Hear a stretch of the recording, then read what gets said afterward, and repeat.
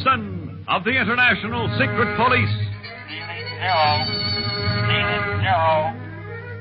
Ceiling zero.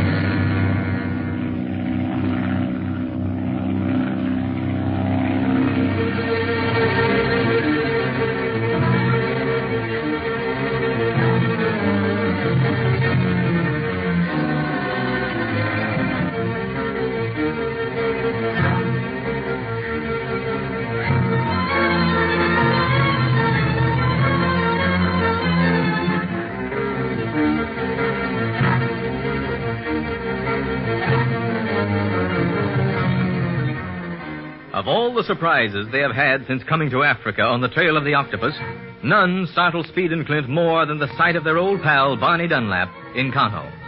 Appearing at a time when they needed him the most, Barney identifies the boys to the Emir, who thought them criminals because of what the Octopus told him.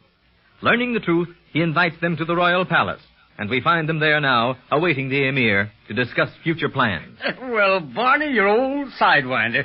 Now tell us exactly what miracle brought you here to Kano. Yeah, Barney. Last time we saw you in India, we weren't sure if you'd ever get well again or not. Well, kid, the fever left. Quick like a mouse. So I ate like a horse, got my strength and a few lost pounds back, cabled Chief Riley. He cabled me where you were and where you were going. And I decided to meet you here in Kano. Well, did you know we were in prison? No, I didn't even know you were in town yet until you came barging out of the howling populace.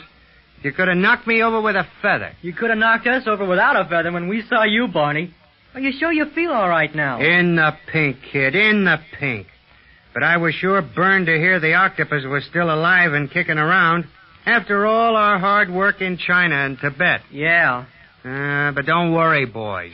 Now that I'm back on the job, we'll have him tied up and delivered back to Chief Riley in no time. Oh, say, Barney, how did you manage to get so friendly with the Emir in such a short time? My charming personality, pal. Yeah. Come on, you shrinking violet. Now tell me the truth. Well, if you must know, Chief Riley cabled the Emir I was coming. And I talked to him from my plane by short wave, just a little before landing, too. Short wave. Has the Emir got a set? Has he? It's a beauty. And motion picture apparatus, too, right here in the palace. This Emir's a modern.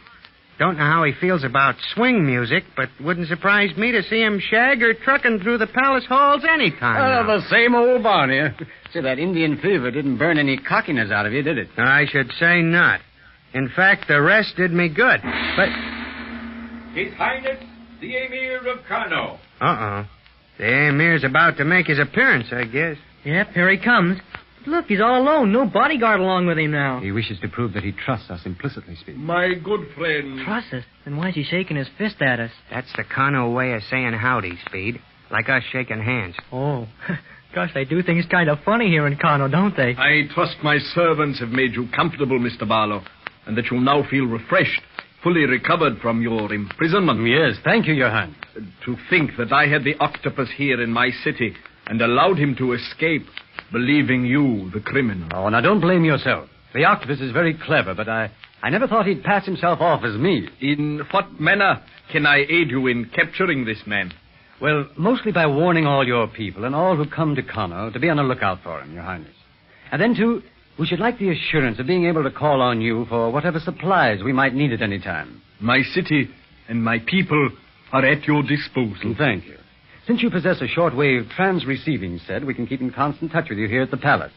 And we might call on you to relay messages to the Legion outposts that possess similar sets, in case we should need the Legionnaires at any time. This, too, shall be done. Now, when we leave here, we're going to make a non-stop flight to Banana in the Belgian Congo. Until we reach there, I should like to feel that Kano is our base of operations, and anything that we might ask for will be supplied. Rest assured that all your desires shall be granted by some means or other, Mr. Barlow. Boy, and that means a lot, Clint, coming from His Highness here. I realize that, Barney. I wish there was something we could do in return to show our appreciation. Oh, there is, Mr. Barlow. What is it? I have never ridden in an airplane. Would you grant me that favor? Would we? Your Highness, we'd fly you clean to the Belgian Congo if you wanted to go there. Thank you, no speed. I believe I should remain in Kano. But what is your answer, Mr. Barlow? Will you grant me my request? It's an honor, Your Highness. When do you wish to make the flight? Immediately, if you are not too weary. Us tired? No, sirree. And then, As soon as we descend, I shall order my workers to prepare your plane for the long flight to Banana, under your supervision, of course, Mr. Barlow. Thank you, Your Highness. And now, if you're ready, let us go to the plane.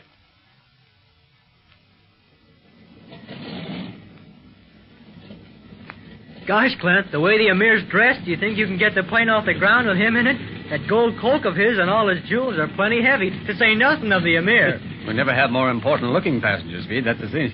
He's taking some of his nobles with him. Yeah, and a dog. Pipe the pooch. Gee, what a swell dog. Oh, wait, we better stand by. Here comes the Emir. May we enter the plane now, Mr. Barlow? Oh, yes, Your Highness. You and 5 of your attendants may make the flight. Our plane is limited to 6 passengers. But what about you and Speed and Mr. Dunlap? Oh, we'll be up in the cockpit most of the time, Your Highness, or roaming back and forth. You just pile in and make yourselves at home.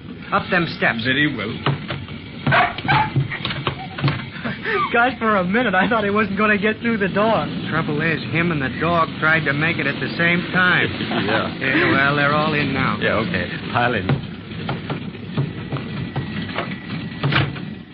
Now, please fasten your safety belts in case the air is rough, Your Highness. Speed will show you how. Sure. You can take off meantime if you want, Clint. A check. I'll depend on you and Barney to answer any questions His Highness may ask. Okay. Here, let me fix that belt for you. Thank you, Speed. You're not nervous about going up, are you, Your Highness? Nervous? Oh, no, Mr. Dunlap. The hand of Allah will hold us in safety aloft as on the ground. I shall always count this as one of the greatest experiences of my life. Clint's getting ready to take off. And here we go.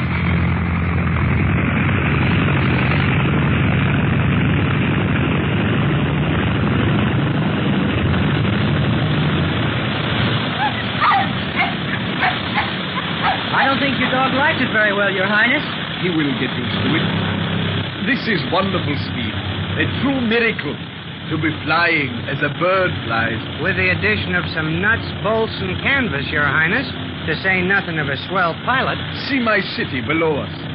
How strange to look upon it from above. Yeah, we're gaining altitude fast. Hey, do you hear another plane, Barney? Who are you kidding? This ain't Grand Central Airport. No, listen. You're right, by golly. Let's take a look out the window. There it is. It's coming right for us. Yeah. Hey, that's the same plane that took off right after I landed. What? Then it's the Octopus. Octopus? Suffering catfish, we've got to land again. He's up to no good. He would harm us. Harm us? He'll try to blow us out of the air, Your Highness. You might fly higher than you thought you would before we're out of this. Get up to Clint and warn him, Speed. He must have seen him. He's banking to get out of his way. He'll never do it. The Octopus plane is coming too fast. Step on it. Step on it. Is he going to ram us? No. He's using a machine gun on us. You get up to Clint, Speed. Where are you going, Barney? To our machine gun turret. We'll give that rascal a fight if that's what he wants. Now's our chance to really get that Octopus guy if he doesn't get us first.